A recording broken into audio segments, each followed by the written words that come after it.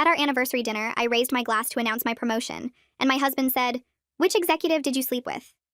The entire restaurant table went silent, including my parents, his parents, my sister, and his brother, who'd all come to celebrate our 10th anniversary. "What did you just say?" I set down my champagne glass and stared at my husband, Daniel, who was smirking like he'd made a clever joke instead of accusing me of sleeping my way to a promotion in front of our families. "Come on, we're all thinking it.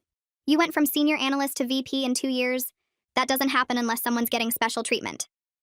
He took a sip of his wine casually. "I'm guessing it was Robert since he's getting divorced and you had all those late meetings with him." My mother gasped. "Daniel, that's a horrible thing to say." He shrugged and looked around the table. "Is it though? Let's be realistic. She's not that talented. Average college, average grades, average performance reviews until suddenly she's shooting up the ladder. Do the math." My father-in-law James shifted uncomfortably. "Son, maybe this isn't the time." But Daniel was warming up. "No, this is the perfect time. Everyone's here. They should know what kind of woman she really is." He pulled out his phone. "I've been tracking her promotions, and every single one happened after she spent significant alone time with male supervisors. First was Kevin in accounting. Remember him, honey? You worked on that audit together for 3 months, then boom, promotion." He showed a spreadsheet to the table. "Then Gregory in operations. Another 3-month project, another promotion. Now Robert, and look, she's a VP. The pattern is obvious." My sister Julia stood up. "You're disgusting. She earned those promotions." Daniel laughed. "Earned? She can barely use Excel properly. I have to help her with basic formulas. You think someone who needs help with spreadsheets becomes VP of strategic planning on merit?" He turned to his brother. "Corbin, remember when she asked us what EBITDA meant at that barbecue? This woman didn't know basic business terms, but somehow she's running a strategy." Corbin looked away, embarrassed. "That was 4 years ago, Daniel. People learn." Daniel snorted. "Not that much, not that fast, unless they're learning in hotel rooms." He pulled up another document on his phone. "Look at this." Every one of her business trips coincided with Robert's travel schedule. Miami in March, Denver in May, Chicago in July. They were always at the same conferences. You think that's a coincidence? I tried to grab his phone, but he pulled it away. Those were required conferences for the leadership team. Everyone went. But Daniel was on a roll. "Everyone went, but you got promoted after. Funny how that works. What happened in Miami? You came back with that new watch you said was a company gift. Companies don't give Cartier watches, honey. Guilty executives do." My mother-in-law started crying. "Daniel, please stop this." He turned to her. "Mom, you deserve to know who your daughter-in-law really is. She's using her body to climb the corporate ladder while I'm working honestly at my dad's company making half what she makes. It's humiliating." His father interrupted. "You work 3 days a week and spend the rest golfing." Daniel's face went red. "That's different. I'm networking. She's doing something else entirely." He stood up and addressed the whole restaurant, which was now watching. "Everyone should know that my wife, who couldn't even get into business school on her first try, is now a VP at a Fortune 500 company. Does that make sense to anyone?" A woman at the next table spoke up. "Maybe she's just good at her job?" Daniel laughed bitterly. "Good at her job? She brought home a presentation last week with spelling errors. Spelling errors. And she's supposedly strategic planning for a billion-dollar company? Please. The only thing she's good at planning is which executive to target next." He turned back to me. "So which one was it? Robert? Or maybe all three? Is that how you went from 60,000 to 200,000 in 5 years?" My sister pulled out her phone. "Actually, Daniel, I have something interesting here." She showed the screen to everyone. "This is from your company's website. It shows you as a junior sales associate, the same position you've had for 8 years. While your wife got promoted 4 times, you haven't moved up once." Daniel's face darkened. "That's because I don't compromise my integrity." Julia continued. "Really? Because I also have this email from your father to the CEO of his company." She read aloud. "Please find a position for my son, Daniel. He's been struggling to meet basic targets, but we can't fire him for obvious reasons." The table went silent. Daniel's father grabbed the phone. "Where did you get this?" Julia smiled. "Daniel has the lowest sales numbers in the company, but the highest salary for his position. Nepotism at its finest." She turned to me. "Meanwhile, my sister graduated summa cum laude from her MBA program, which she completed while working full-time. She published 3 papers on strategic market analysis that are still cited in academic journals. Her previous company tried to counteroffer with a 30% raise to keep her." Daniel's mother looked at him, shocked. "You said she barely graduated." Julia pulled up another document. "This email is from 8 years ago, right when Daniel started at the company. His father wrote to the CEO asking him to create a position for Daniel because he'd failed at 2 other sales jobs. Julia scrolled down on her phone, reading more details while everyone at the table leaned in to look. Daniel's first-year performance review shows he missed every single quarterly target. Second year, same thing. Third year, he actually lost 3 major accounts because he forgot to follow up with clients. She turned the phone toward Henrietta and James. Year 4, the regional manager recommended termination, but James overrode it. Year 5, another termination recommendation, blocked again. Years 6 and 7, Daniel was moved to smaller accounts where he couldn't do as much damage, but his sales numbers stayed at the bottom of the entire department. My mother-in-law's face crumpled as she looked at her husband. James, is this true? You told me Daniel was doing well at work. James kept staring at his plate, his hands gripping the edge of the table. I was trying to help him find his footing. He's my son. What father wouldn't help his son? Julia wasn't done yet. The email also mentions Daniel's salary. Want to know what he makes? She looked around the table. $95,000 a year. The average salary for junior sales associates at that company is $58,000. Daniel makes 40% more than his colleagues while producing 60% less in actual sales. Daniel lunged across the table trying to grab Julia's phone, his face turning a dark purple color that made the veins in his neck stand out. Give me that right now! Julia stepped back smoothly, holding the phone out of his reach while she kept reading. Oh, this is interesting. 3 separate times, the company tried to put Daniel on performance improvement plans, standard procedure when someone isn't meeting basic requirements. But each time, James personally intervened and had the plans canceled. She looked at Daniel with something close to pity. Your dad has been protecting you from getting fired for 8 years straight. You haven't earned a single thing at that company. Everything you have came from your father's name, not your work. Henrietta turned to James with tears streaming down her face. Tell me she's lying. Tell me our son earned his position. James finally looked up, his face gray and tired. I thought if I gave him enough time, he'd figure it out. He's smart. He just needed the right opportunity. His voice got quieter. But he never put in the effort. He'd show up late, leave early, spend half the day on his phone. I kept thinking next quarter would be different. Next year would be different. He looked at Daniel. I've been trying to help you succeed, but you haven't wanted to work for it.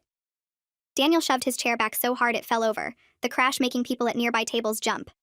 This is garbage! You're all ganging up on me because you can't handle the truth about her. He pointed at me, his fingers shaking. Julia obviously made all this up to make me look bad. She probably hacked into the company server or something. This is a conspiracy to protect my cheating wife. The restaurant had gone completely silent now, every single person watching our table. A woman 2 tables over had her phone up, clearly recording everything. A man near the bar whispered something to his date while staring at us. The waiter who'd been approaching with our food backed away slowly toward the kitchen. I could feel my face burning hot, but I couldn't look away from Daniel's twisted expression. None of this is about me, he shouted louder. This is about her sleeping with her bosses to get promoted. Julia's just trying to change the subject because she knows I'm right. A man in a suit at the bar called out. Dude, your sister just showed everyone the actual emails. That's not made up. Daniel whirled toward him. Mind your own business. This is a family matter. The restaurant manager appeared next to our table, a thin man with glasses who looked deeply uncomfortable. Sir, I'm going to have to ask you to lower your voice. You're disturbing the other guests. He glanced around at the watching crowd. Perhaps you could take this discussion outside? Daniel ignored him completely. The emails prove nothing. My father was just being supportive. That's what good parents do. Unlike her parents who probably pushed her into sleeping around to make up for her average abilities. My mother gasped and grabbed my father's arm. Julia held up her phone again. Actually, the emails prove everything. They show a pattern of special treatment, inflated salary, and protection from consequences. That's called nepotism, Daniel. It means you got everything handed to you while criticizing your wife for actually earning her success. My hands were shaking so badly I had to grip the edge of the table to steady them, but I finally found my voice. I never cheated on you. Not once. Not ever. My voice came out steadier than I expected, cutting through the noise. Every single promotion I earned came from years of hard work and proven results. I worked 60-hour weeks. I completed projects ahead of schedule. I brought in new clients and saved the company millions in efficiency improvements. Daniel laughed, but it sounded mean and sharp. Oh, please, spare me the humble brag. I kept going, my voice getting stronger. I led the market analysis project that identified 3 new revenue streams. I restructured the entire strategic planning process, which increased our forecasting accuracy by 32%. I personally negotiated the partnership deal with Meridian Corp that brought in $45 million in new business. The words poured out, all the accomplishments I'd downplayed for years to avoid making Daniel feel bad. I published research papers that are used in business school programs. I won the National Strategy Award 2 years ago. I was invited to speak at 4 industry conferences last year because people actually value my expertise. Julia pulled up my LinkedIn profile on her phone and turned it toward the table. Look at this. 3 published papers on strategic market analysis in peer-reviewed journals. Her MBA thesis won the Hutchins Award for Innovative Business Research. It's been cited in 73 other academic papers. She scrolled down. Here are recommendations from 5 different executives. Listen to what Robert wrote, since Daniel's so obsessed with him. She read from the screen. Working with this strategist transformed our entire approach to market forecasting. Her analytical skills are unmatched, and her ability to identify emerging trends saved our division from multiple costly mistakes. She's the most talented strategic planner I've worked with in my 20-year career. Corbin spoke up quietly from the end of the table, his voice sad. Daniel, sit down. You're making this worse. He looked at his father. I've known for years that Dad was covering for you at work. Everyone in the family knew except Mom. He turned to me. I'm sorry. I should have said something a long time ago. You didn't deserve any of this. Daniel's face went even darker. You too? My own brother's turning against me? But Corbin just shook his head. I'm not against you. I just think you need to hear the truth. You've been coasting on Dad's name while resenting your wife for actually working hard.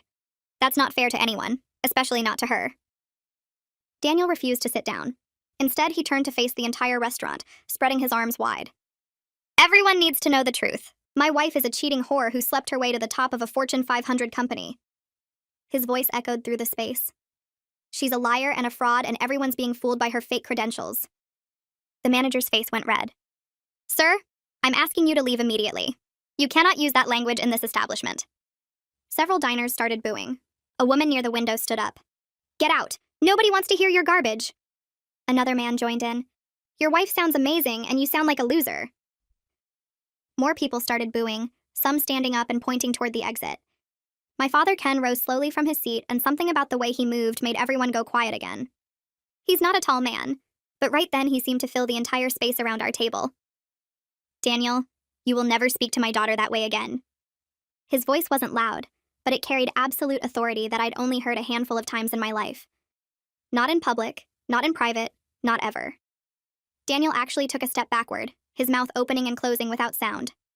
My father continued. I've watched you undermine her confidence for years. I've seen you diminish her accomplishments and make her feel small for being successful. I stayed quiet because she asked me to, because she loved you and wanted to make the marriage work. He moved closer to Daniel. But I will not stay quiet while you publicly humiliate her with baseless accusations. You owe her an apology, and you owe everyone at this table an apology. Daniel found his voice again. I don't owe anyone anything. She's the one who destroyed our marriage by sleeping around. The manager signaled to someone near the host stand. I'm calling the police if you don't leave right now.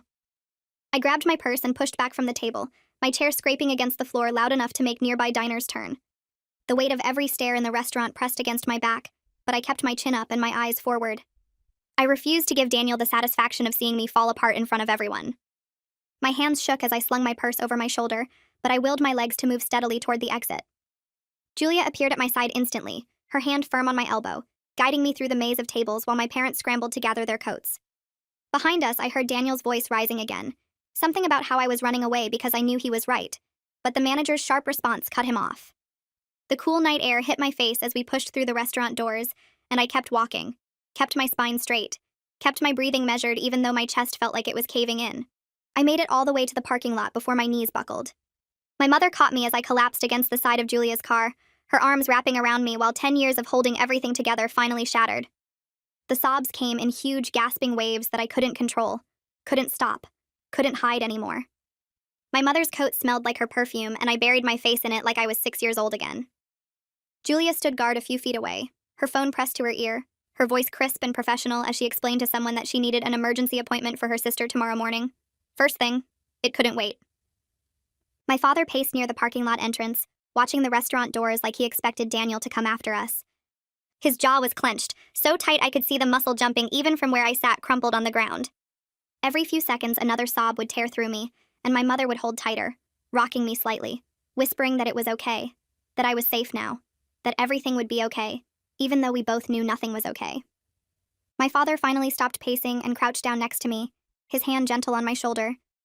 He asked where I was staying tonight because I clearly couldn't go home to Daniel, his voice careful like he was talking to someone in shock. The question cut through my crying because I realized I hadn't thought that far ahead. I'd been so focused on just getting through the anniversary dinner, on announcing my promotion, on celebrating what should have been a happy milestone. The idea of going back to our house, to our bedroom, to the life I thought I had, made my stomach twist. I couldn't picture walking through that door knowing what Daniel really thought of me, knowing he'd spent years building this twisted narrative in his head while I worked late and traveled for conferences and earned every single promotion through actual merit. My mother's arms tightened around me as another wave of tears hit, and I heard myself make a sound that didn't seem human. Julia ended her call and knelt down in front of me, taking both my hands in hers. She insisted I stay at her apartment, and then she said something that made me look up through my tears. She'd been collecting evidence of Daniel's behavior for months, documentation of his increasingly bitter comments about my career, screenshots of his social media posts, records of things he'd said to family members. She'd suspected he might eventually do something like this based on the pattern she'd noticed.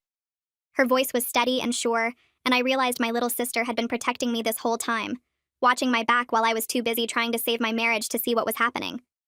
She'd known before I did that Daniel wasn't just insecure, he was building toward something and she'd been preparing for it. The thought made me cry harder but also sparked something else, something that felt like relief mixed with rage. Julia squeezed my hands and told me we were going to fix this. We were going to document everything. We were going to make sure Daniel couldn't hurt me anymore. We drove to my house while Daniel was still at the restaurant, Julia's car silent except for my occasional hiccuping sobs. My parents followed in their car, my father's headlights steady in the rearview mirror like a promise that I wasn't alone. The house looked exactly the same as when I'd left it 3 hours ago to get ready for our anniversary dinner. The porch light was on, the garden looked neat, the mailbox still had our names on it like we were a normal happy couple. I used my key to unlock the front door and stepped into the entryway feeling like a stranger in my own home. Everything looked different now, tainted by what I knew about Daniel's thoughts, his tracking, his accusations. I moved quickly through the living room toward our bedroom, Julia right behind me with an empty suitcase she'd grabbed from her trunk. My mother went to the kitchen to make tea like that would somehow fix this. My father stood in the hallway, his presence solid and protective. I grabbed clothes from my dresser without really looking at what I was taking, just shoving things into the suitcase. Underwear, bras, socks, jeans, work blouses, my favorite sweater. I moved to the bathroom and swept toiletries into a bag. My toothbrush, face wash, makeup, the expensive moisturizer I'd bought with my last bonus. Everything felt mechanical, like I was watching myself from outside my body. Julia worked alongside me, opening drawers, checking closets, asking if I wanted this or that. When I moved to Daniel's side of the bedroom to grab my phone charger from the nightstand, I noticed his laptop sitting open on his desk. The screen was still lit, showing a spreadsheet with dates and locations. My hands froze on the charger cord. I walked over to the desk and stared at Daniel's laptop, my breath catching as I recognized my work calendar recreated in obsessive detail. He had spreadsheets documenting every business trip I'd taken over the past 3 years, every late meeting, every conference I'd attended. The columns were labeled with headers like location, duration, male colleagues present, and promotion timeline. He'd color-coded everything, red for trips that happened within 3 months of a promotion, yellow for regular business travel, green for local late meetings. The entire screen was mostly red and yellow. I scrolled down and found more tabs, each one dedicated to a different executive I'd worked with. Kevin from accounting had his own spreadsheet tracking the audit project we'd done together 4 years ago. Gregory from operations had detailed notes about our collaboration on the supply chain initiative. Robert had the most extensive documentation, including screenshots of his LinkedIn profile, notes about his divorce filing date, and a list of every conference we'd both attended with hotel names and dates highlighted. Julia appeared at my shoulder and immediately pulled out her phone. She started photographing everything on the laptop screen, her movements quick and efficient like she'd done this before. She clicked through Daniel's browser history, and I watched her face harden as she found the websites he'd been visiting. Men's rights forums with threads about exposing unfaithful wives, discussion boards where users encouraged each other to gather evidence and confront their partners publicly, posts filled with paranoid theories about successful women and how they must be sleeping their way to the top because women couldn't possibly earn promotions on merit. Julia photographed it all, her jaw clenched, her eyes scanning each page with laser focus. She found Daniel's posts under a username I didn't recognize, asking for advice on how to expose his wife's affairs at a family dinner, asking what kind of evidence would be most convincing, asking if he should confront her privately first or go straight to public humiliation. The responses urged him to make it public, to embarrass her in front of everyone, to destroy her reputation the way she'd supposedly destroyed their marriage. My phone started buzzing in my pocket, the vibration insistent against my hip. I pulled it out and saw texts from Henrietta flooding the screen. "I'm so sorry about Daniel's behavior. Please give him another chance. He's under so much stress at work. He didn't mean what he said. He loves you. We can work this out as a family. The messages kept coming, each one making excuses, each one asking me to forgive him, each one pretending that what happened at the restaurant was just a misunderstanding instead of a calculated public attack. I stared at the screen feeling nothing but exhaustion. My mother-in-law had watched her son accuse me of being a whore in front of dozens of people, and her response was to ask me to give him another chance because he was stressed. The phone buzzed again with another message and I turned it off completely, the screen going black in my hand. I finished packing with renewed focus, grabbing important documents from the file cabinet in our home office. My passport, birth certificate, social security card, bank statements, investment account information, copies of my employment contract and promotion letters. Julia reminded me to take anything with sentimental value because I might not want to come back here. I grabbed the photo album from my college graduation, the jewelry box my grandmother left me, the framed picture of my parents from their wedding. I left behind the wedding photos of Daniel and me, the vacation pictures from trips we'd taken, the anniversary gifts he'd given me over the years. Those belonged to a marriage that I now realized had been dying for a long time, killed slowly by his resentment and insecurity while I was too busy working to notice. We loaded everything into Julia's car, and I took one last look at the house before climbing into the passenger seat. My father squeezed my shoulder through the car window and promised he'd check on the house tomorrow, make sure Daniel didn't do anything stupid when he came home and found my things gone. At Julia's apartment, I collapsed onto her couch while she made coffee and pulled out a thick folder from her desk drawer. She sat down next to me and opened the folder, revealing months of evidence she'd been compiling. Emails from Daniel's coworkers at his father's company complaining about his lack of effort, about missed deadlines and lost clients. Performance reviews showing declining results year after year, with notes from managers recommending performance improvement plans that were never implemented because of James's interference. Records of client complaints Daniel had mishandled, including one major account that had threatened to leave because Daniel never returned their calls or followed up on their requests. Julia had screenshots of Daniel's social media posts from the past 2 years, a timeline of his increasingly bitter comments about successful women, about affirmative action, about how the corporate world was rigged against men. She'd documented every snide remark he'd made at family gatherings about my career, every time he'd diminished my accomplishments or suggested I'd gotten lucky instead of earned my success. The evidence was overwhelming and damning, and I realized my sister had been watching this train wreck unfold while trying to protect me, gathering ammunition for a fight she knew was coming even when I was still pretending everything was fine. I slept better at Julia's apartment than I had in months, maybe years. Sunday morning, she made coffee and we sat at her kitchen table planning the next steps. She'd already emailed the attorney to confirm my appointment for Monday at 9. I spent the day organizing documents, printing bank statements, pulling together tax returns from the past 5 years. Every piece of paper felt like armor I was building against whatever Daniel might try next. My phone buzzed constantly with messages from Henrietta begging me to reconsider, from Daniel's number that I'd already blocked, from my mother checking if I needed anything. I turned the phone face down and focused on the spreadsheets Julia helped me create showing our joint assets, my individual retirement accounts, the investment portfolio I'd built from my bonuses. Monday morning arrived cold and gray. I dressed in my best suit, the navy one I wore for important presentations, and Julia drove me downtown to the law offices. The building was all glass and steel, the kind of place that charged by the minute. I sat in the waiting room flipping through a magazine without seeing any of the words until the receptionist called my name. The attorney's office was smaller than I expected, lined with law books and framed degrees. She stood up when I entered, a woman maybe 10 years older than me with short gray hair and sharp eyes behind black-rimmed glasses. She shook my hand firmly and gestured to the leather chair across from her desk. I sat down and placed my folder of documents on my lap, suddenly aware of how fast my heart was beating. She opened a yellow legal pad and uncapped a pen. She asked me to start from the beginning, so I told her about the anniversary dinner, about Daniel's accusations in front of our families, about the spreadsheets he'd created tracking my work schedule. I showed her the photos Julia had taken of Daniel's laptop, the evidence of his forum posts, the pattern of obsessive monitoring. She took notes without interrupting, her expression neutral and professional. When I finished, she leaned back in her chair and tapped her pen against the pad. She explained that Daniel's public accusations could actually strengthen my position, especially with multiple witnesses who could testify he made false claims about my professional conduct. She asked if I wanted to pursue defamation charges alongside the divorce. The question hung in the air between us while I considered it.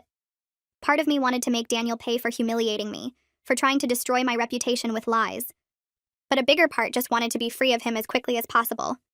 I shook my head and told her I just wanted a clean divorce, wanted to protect my career and move forward with my life.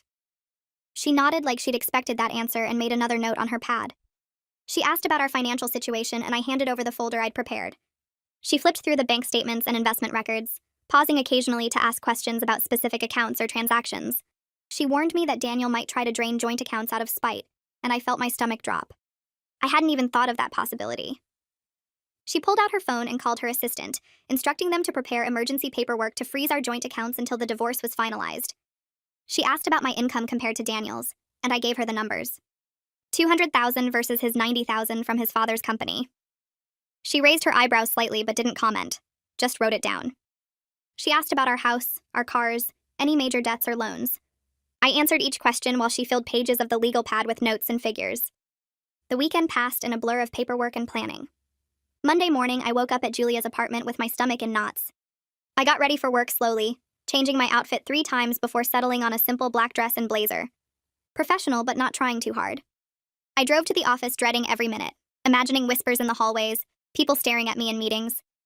My assistant greeted me normally when I arrived, which felt like a small mercy. I'd barely set down my bag when she told me Dane wanted to see me right away. My heart sank. I walked to his office on the executive floor feeling like I might throw up, convinced Daniel's accusations had already poisoned my reputation. I knocked on his door and he called for me to enter. I stepped inside and he looked up from his computer with an expression I couldn't read. He gestured for me to sit and closed his laptop. He said Alexa from HR had contacted him over the weekend after hearing about the restaurant incident from a board member who'd been dining there. I felt my face go hot with embarrassment, but he held up a hand. He said the company wanted to offer me support and protect their investment in my career. The words took a moment to register. Support, not discipline or investigation. He explained that the executive team took reputation attacks seriously, especially false accusations about professional misconduct. He asked if I was okay and if there was anything I needed. I nodded, not trusting my voice yet. He said Alexa wanted to meet with me that afternoon if I was available. I managed to say yes and he smiled, told me to take whatever time I needed to handle my personal situation.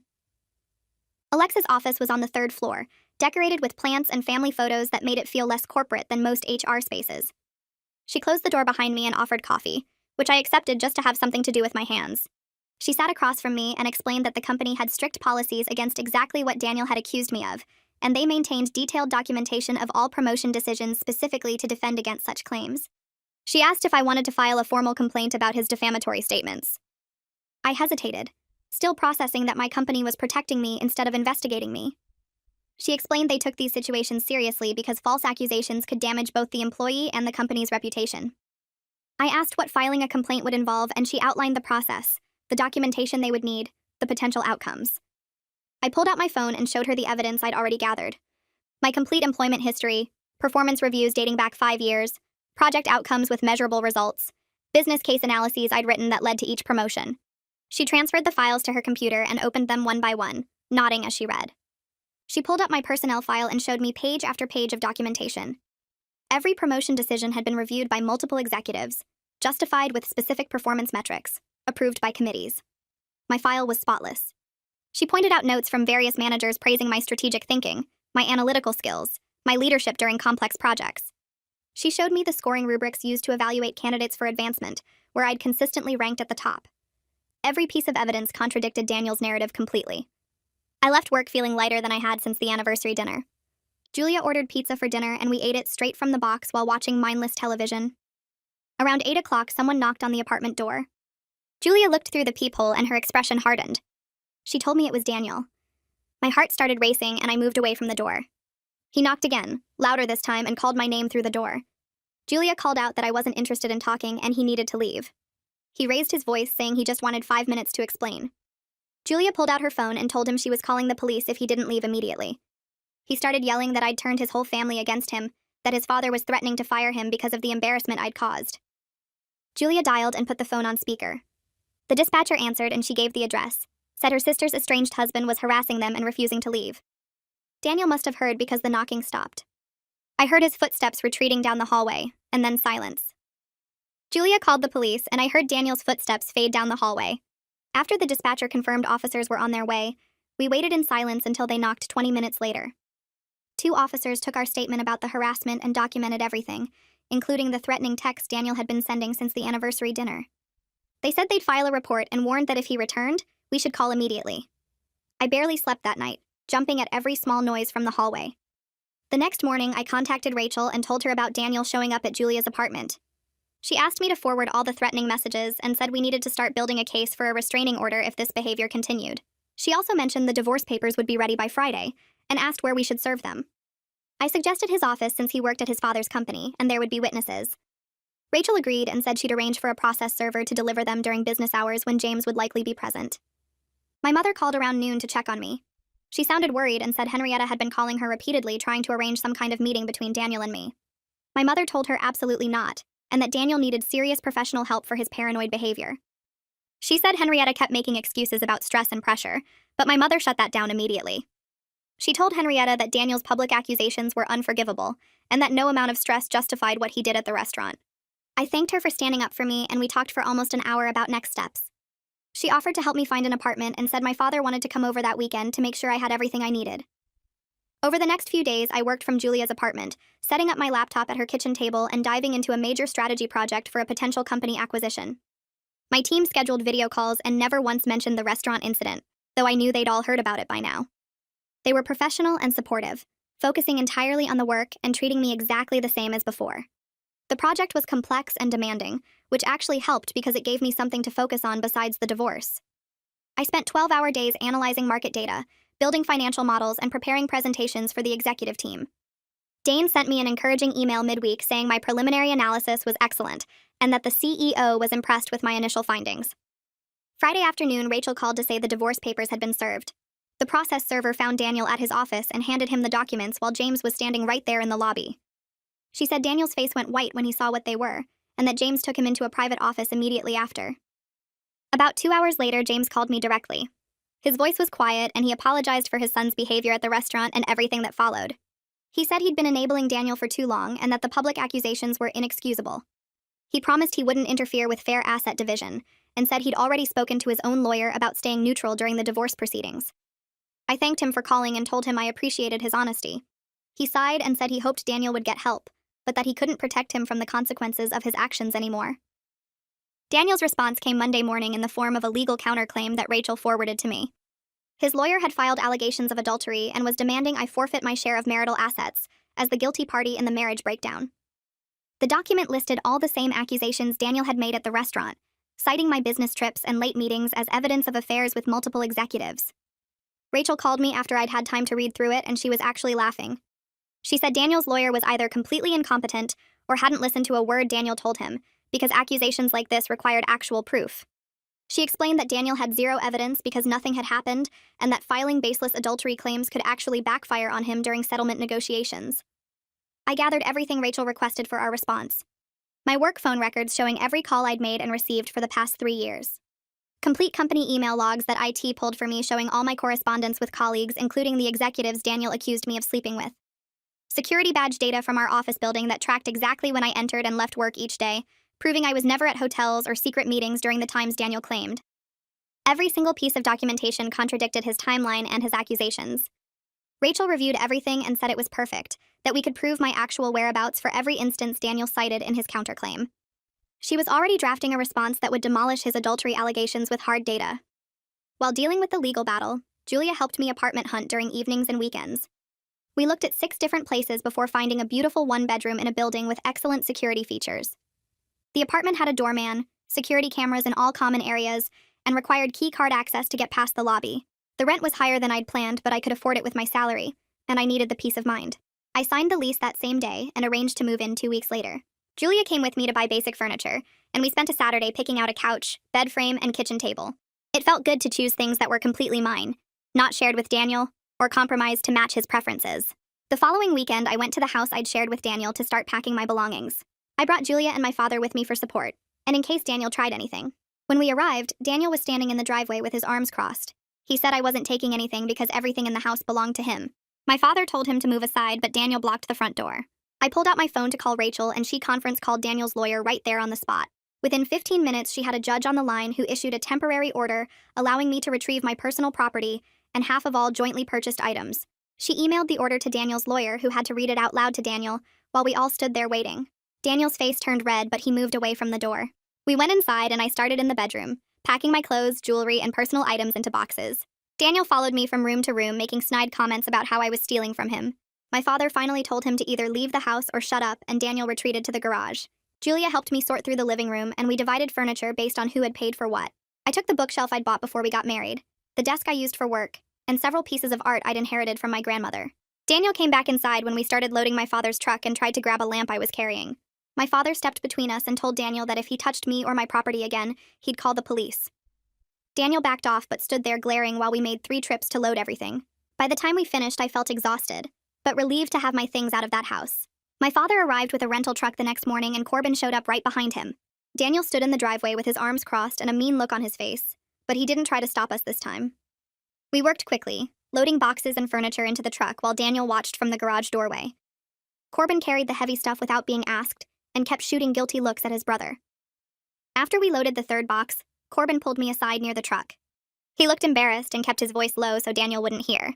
He said he should have said something years ago about how Daniel talked about me behind my back. He told me Daniel had always been jealous of anyone who did better than him, even back in high school when Corbin made varsity and Daniel didn't. He said he was glad I was getting out and that I deserved so much better than his brother ever gave me. I thanked him and we went back to loading boxes. By noon, the truck was full and my father drove it to my new apartment across town. The building had a doorman who helped us unload everything into the elevator. My apartment was on the 8th floor with big windows that let in tons of light. Julia met us there with cleaning supplies and helped me unpack the kitchen boxes first. We worked all afternoon setting up furniture and hanging curtains. By evening, the place started to feel like mine. I stood at the window looking out at the city lights and felt something lift off my chest. For the first time in years, I could breathe without worrying about Daniel's mood or whether my good news would make him angry. I realized how much energy I'd spent trying to make myself smaller so he wouldn't feel bad about himself. I'd stopped talking about work promotions at home and learned to downplay my achievements so he wouldn't sulk for days. I'd even turned down speaking opportunities because Daniel said it made him look bad when his wife was more successful than him. Now I had my own space where I could be proud of what I'd accomplished without apologizing for it. Monday morning, Dane sent me a message asking if I was free for lunch.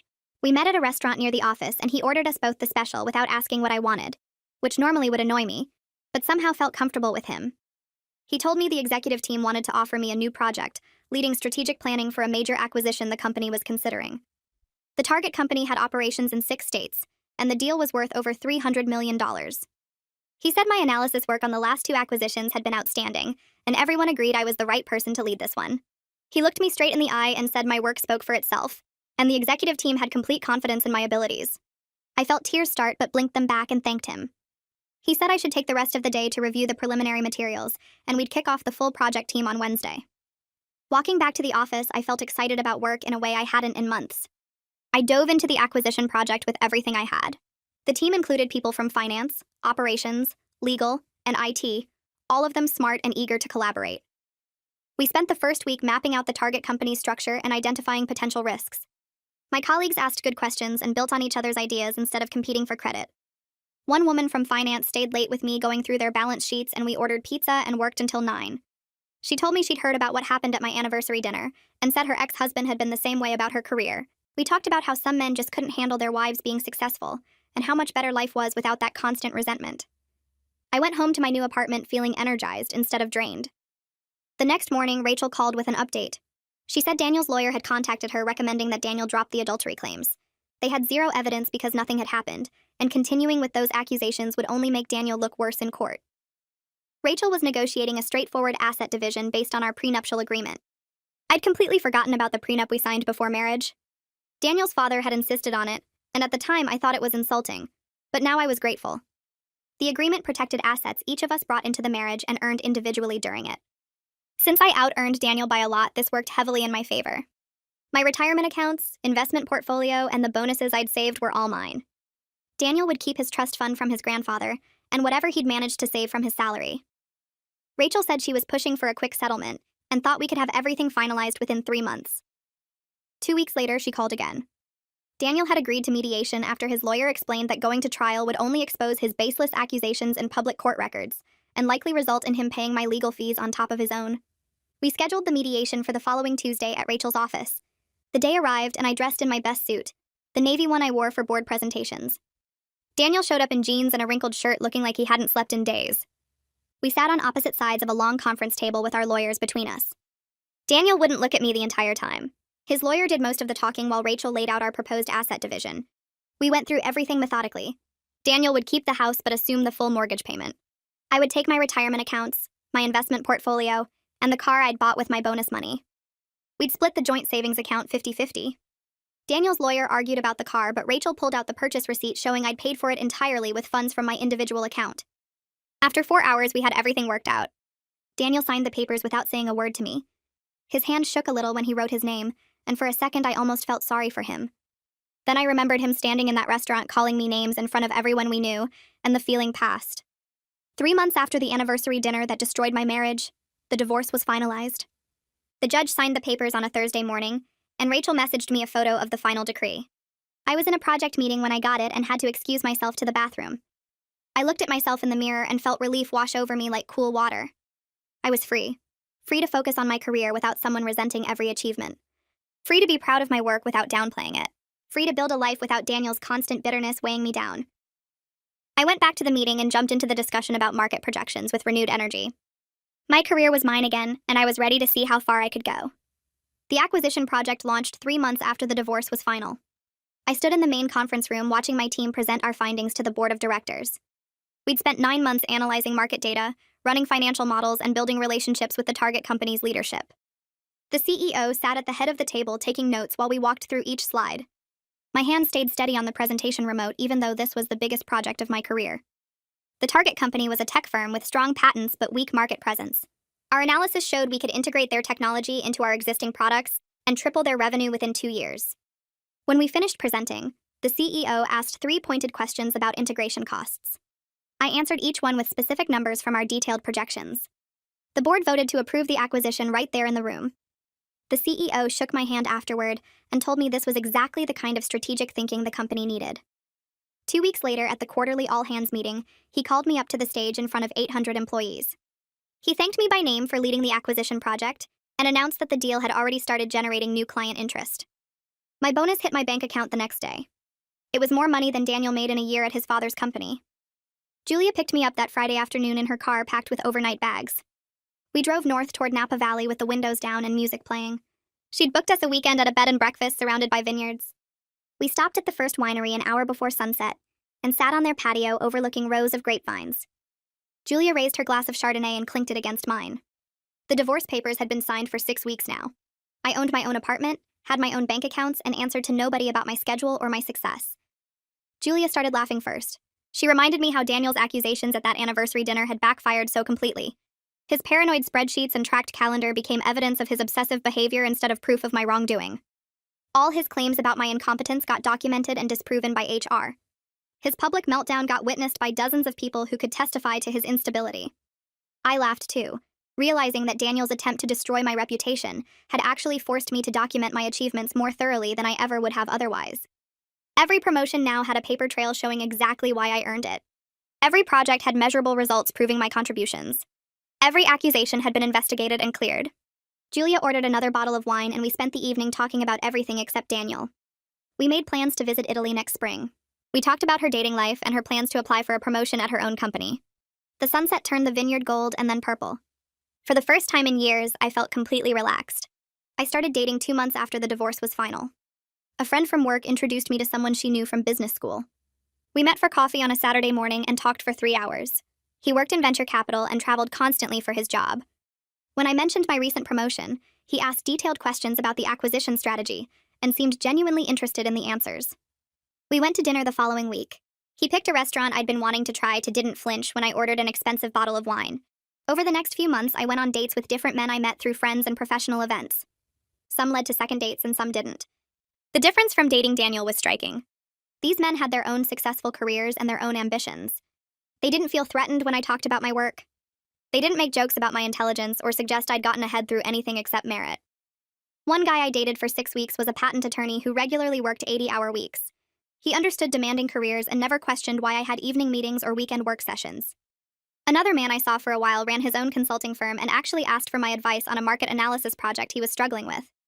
Dating felt easy and fun instead of like walking through a minefield of Daniel's insecurities.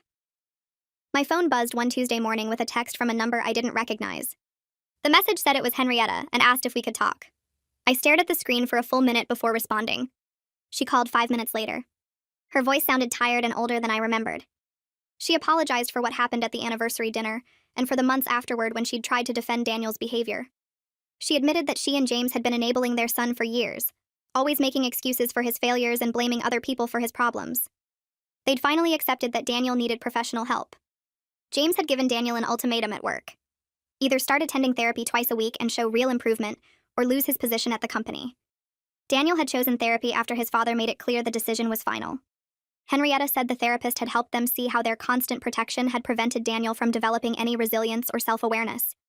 She wasn't making excuses for what he'd done to me. She just wanted me to know that they were trying to help him become a better person, even if it was years too late. I thanked her for calling and told her I appreciated the apology. We agreed to meet for coffee the following week. The coffee shop Henrietta suggested was halfway between our neighborhoods. I arrived first and ordered a latte, then sat at a corner table watching the door. She walked in looking smaller than I remembered, her shoulders slightly hunched. We hugged briefly and awkwardly. For the first 20 minutes, we talked about neutral things like her garden and my new apartment. Then she brought up Daniel again. She didn't ask me to forgive him or to reconsider the divorce.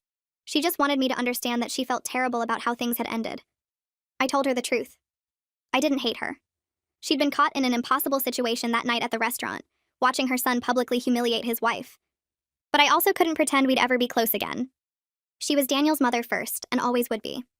That meant there would always be a barrier between us. We couldn't have the kind of relationship where we called each other for advice or met for lunch regularly. But we could be polite and respectful if we ran into each other. She nodded and said she understood. We finished our coffee and hugged again before leaving. It felt like closing a door gently instead of slamming it. 6 months passed after I moved out of the house I'd shared with Daniel. My career kept getting stronger. The acquisition I'd led was performing even better than projected, and I'd been assigned 2 more major projects. My apartment was decorated exactly how I wanted it, with modern furniture and artwork I'd chosen myself. I was seeing someone new, a software executive I'd met at an industry conference.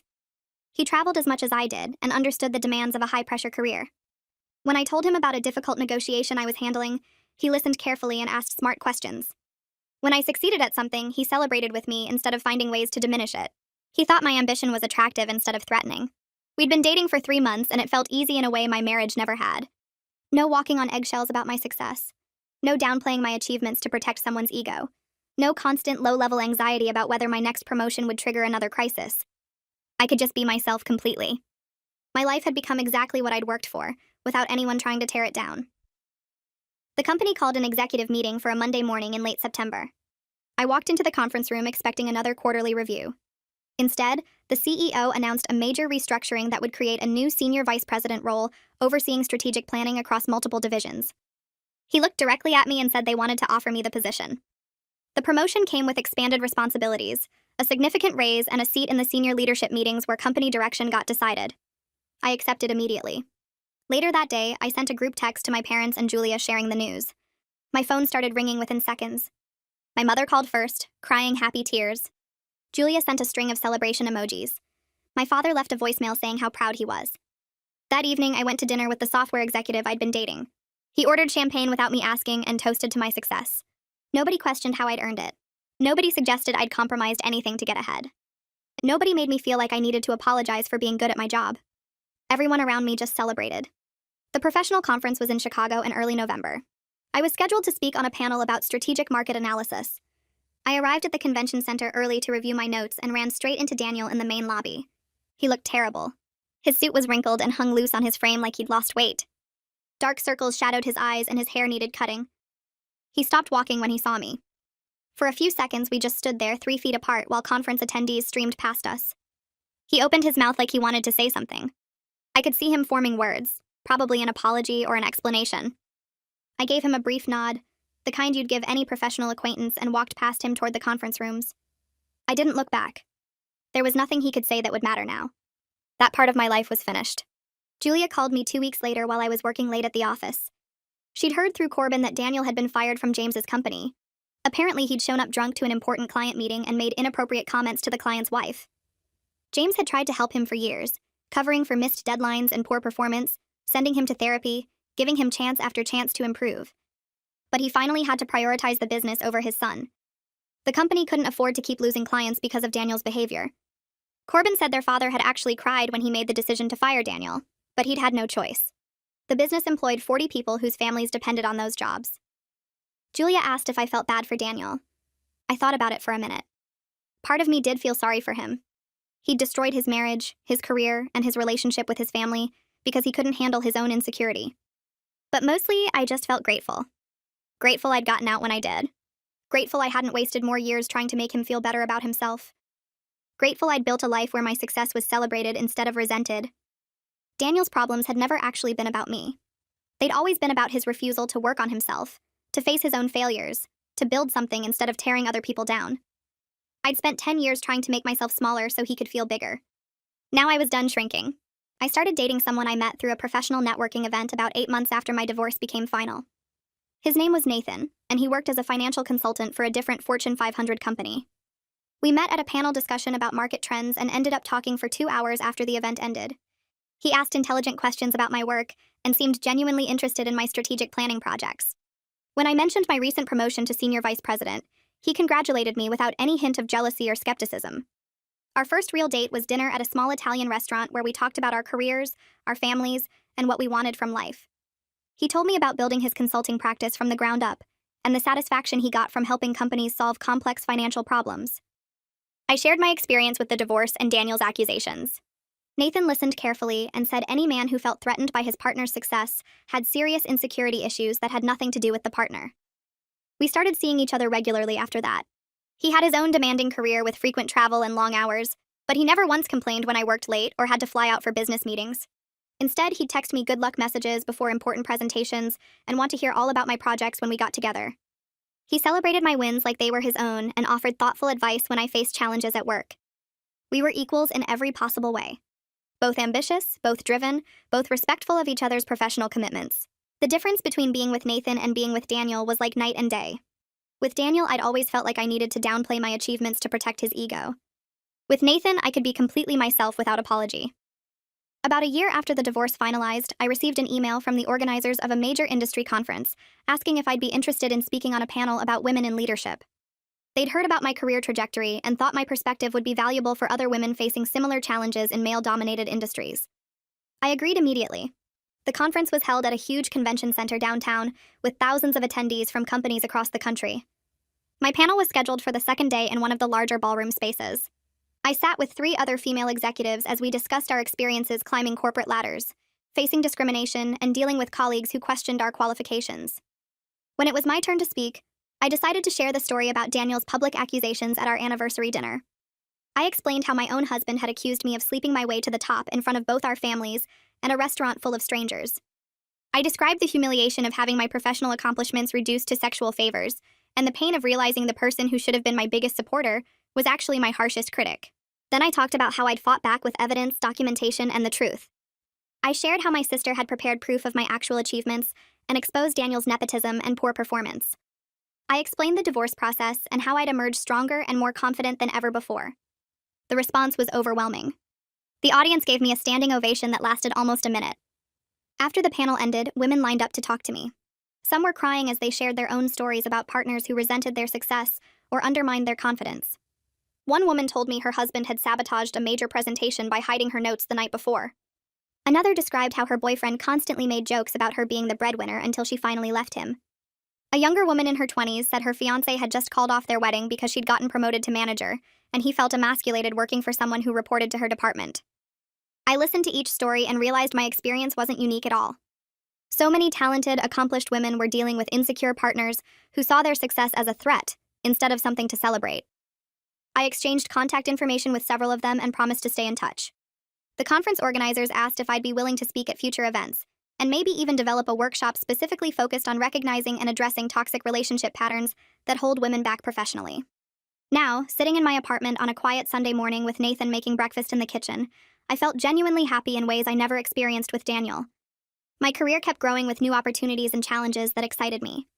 My relationships were healthy and supportive with people who wanted me to succeed. I'd learned that my success was something to celebrate loudly, not apologize for quietly. Life had turned out better than I ever imagined it could be during those dark days right after the anniversary dinner when my marriage imploded so publicly.